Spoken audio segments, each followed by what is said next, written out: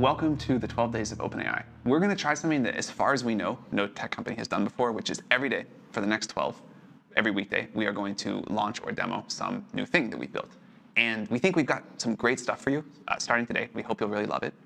And we'll try to make these fun and fast and not take too long, but it'll be a way to show you what we've been working on and a little holiday present from us.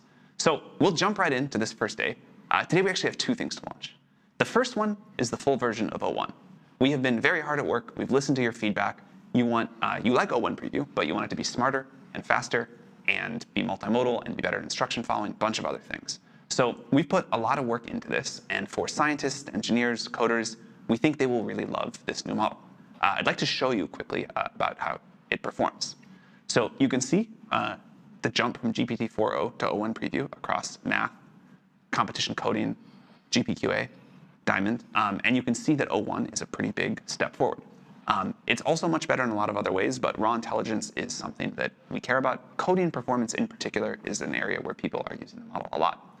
So in just a minute, these guys will demo some things about O1. They'll show you how it does at speed, how it does at really hard problems, how it does with multimodality.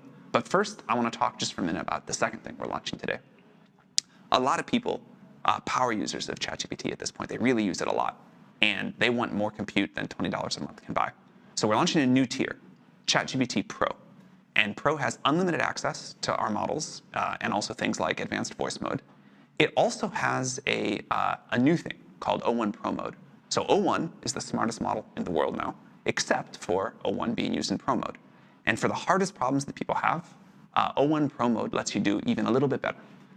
So you can see a competition math, you can see a GPQA Diamond, and these boosts may look small, but in complex workflows where you're really pushing the limits of these models, it's pretty significant. I'll show you one more thing about the Pro mode. So one thing that people really have said they want is reliability. And here you can see how the reliability of an answer from Pro mode compares to O1, and this is an even stronger delta.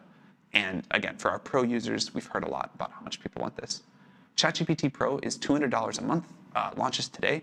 Over the course of these 12 days, we have some other things to add to it that we think you'll also really love, but unlimited model use and this new O1 Pro mode. So I want to jump right in, and we'll show some of those demos that we talked about. And these are some of the guys that helped build O1 with many other people behind them on the team. Thanks, Sam. Hi, I'm Hyungwon. I'm Jason. And I'm Max. We're all research scientists who worked on building O1. O1 is really distinctive because it's the first model we've trained that thinks before it responds, meaning it gives much better and often more detailed and more correct responses than other models you might have tried. O1 is being rolled out today to all Plus and soon-to-be Pro subscribers on ChatGPT, replacing O1 Preview. O1 model is faster and smarter than the O1 Preview model, which we launched in September. After the launch, many people asked about the multimodal input, so we added that. So now the O1 model live today is able to reason through both images and text jointly. As Sam mentioned, today we're also going to launch a new tier of ChatGPT called ChatGPT Pro. ChatGPT Pro offers unlimited access to our best models like O1, 4o, and advanced voice. ChatGPT Pro also has a special way of using O1 called O1 Pro mode.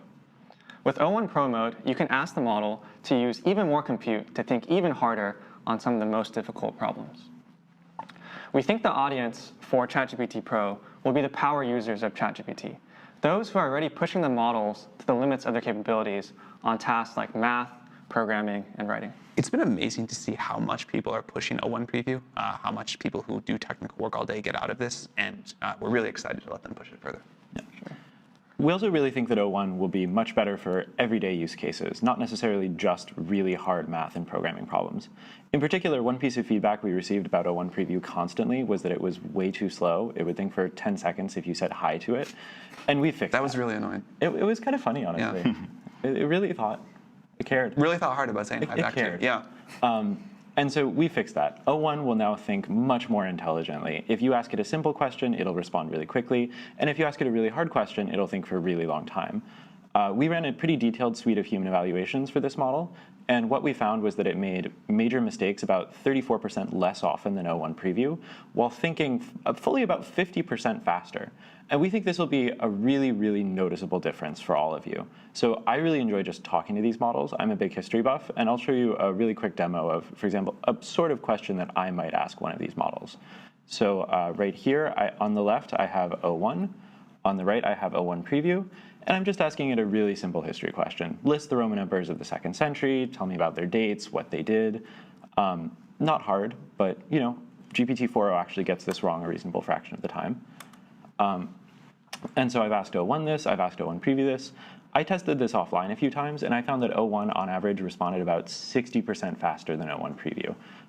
This could be a little bit variable because right now we're in the process of swapping all our GPUs from o1 preview to o1. So actually, o1 thought for about 14 seconds. o1 preview still going. There's a lot of Roman emperors. There's a lot of Roman emperors. Yeah, 4.0 actually gets this wrong a lot of the time. There are a lot of folks who ruled for like 6 days, 12 days, a month, and it sometimes forgets those. Can you do them all from memory, including the 6-day people? No. Yep, so here we go. o1 thought for about 14 seconds. o1 preview thought for about 33 seconds. These should both be faster once we finish deploying, but we wanted this to go live right now. Exactly. So yeah, we think you'll really enjoy talking to this model. We found that it gave great responses, it thought much faster, it should just be a much better user experience for everyone. So one other feature we know that people really wanted for everyday use cases that we've had requested a lot is multimodal inputs and image understanding, and Hyungwon is going to talk about that now.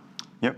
To illustrate the multimodal input and reasoning, I created this toy problem with some hand-drawn diagrams and so on. So here it is. It's hard to see, so I already took a photo of this. And so let's look at this photo in a laptop. So once you upload the image into the ChatGPT, you can click on it and to see the zoomed-in version. So this is a system of a data center in space. So maybe in the future, we might want to train AI models in the space. I think we should do that, but the power number looks a little low. 1 gigawatt. 1 gigawatt? Yeah? Okay. But the general idea, I think. Rookie numbers in this business. Rookie numbers. Okay.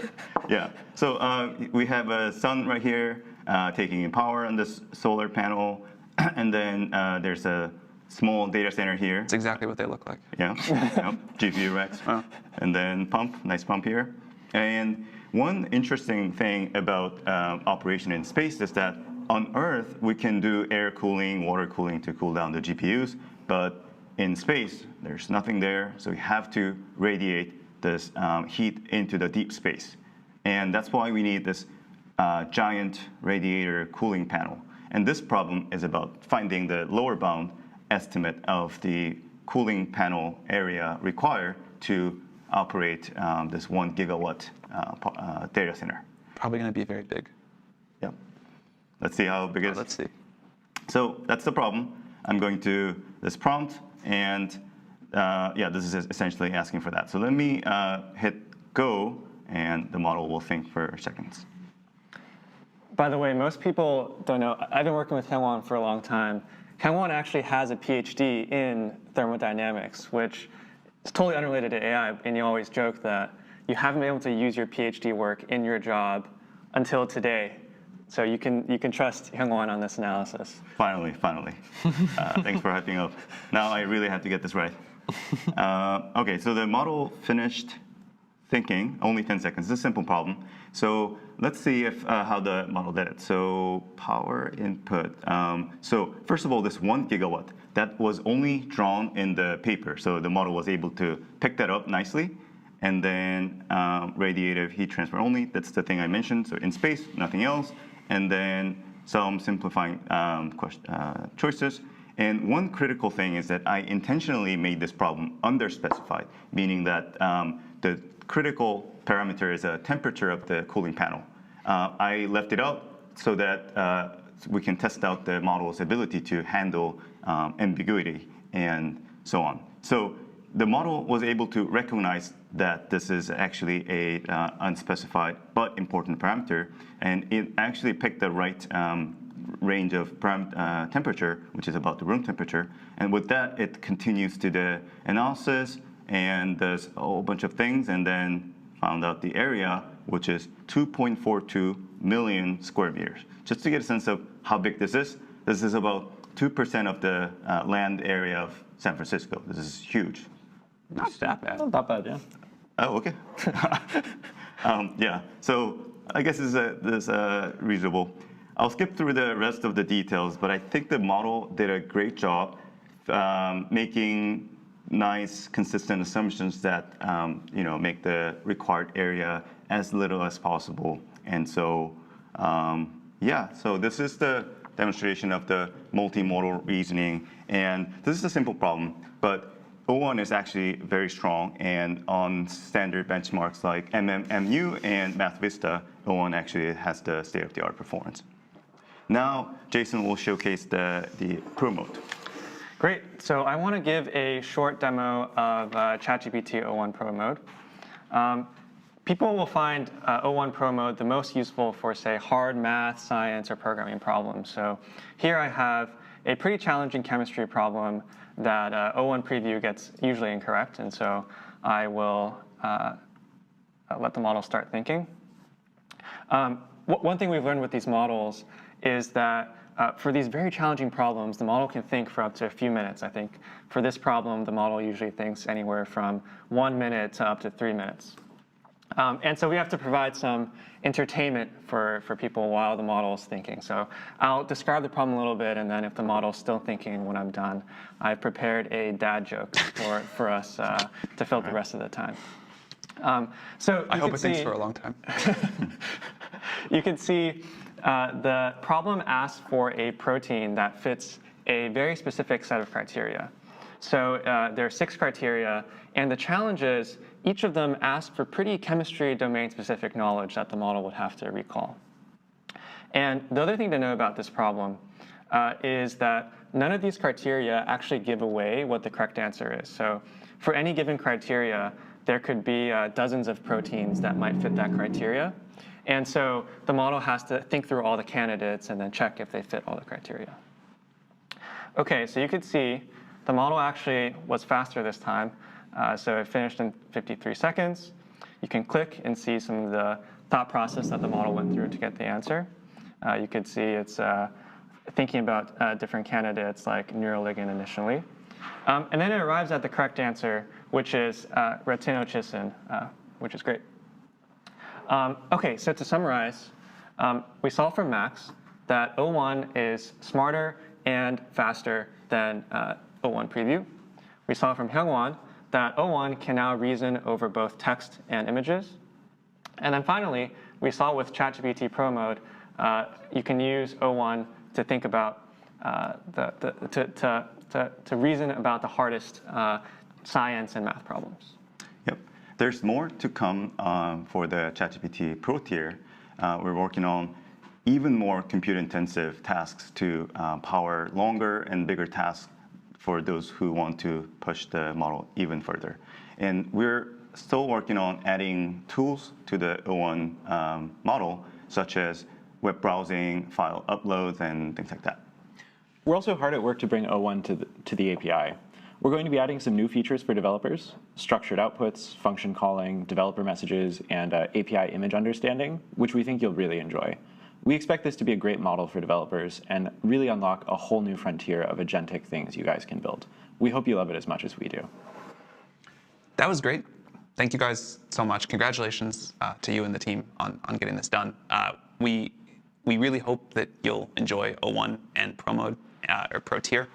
We have a lot more stuff to come. Tomorrow we'll be back with something great for developers, and we'll keep going from there. Before we wrap up, can we hear your joke? Yes. So I made this joke this morning. The joke is this. So Santa was trying to get his large language model to do a math problem, and he was prompting it really hard, but it wasn't working. How did he eventually fix it? No idea. He used reindeer enforcement learning. Thank you very much. Thank you.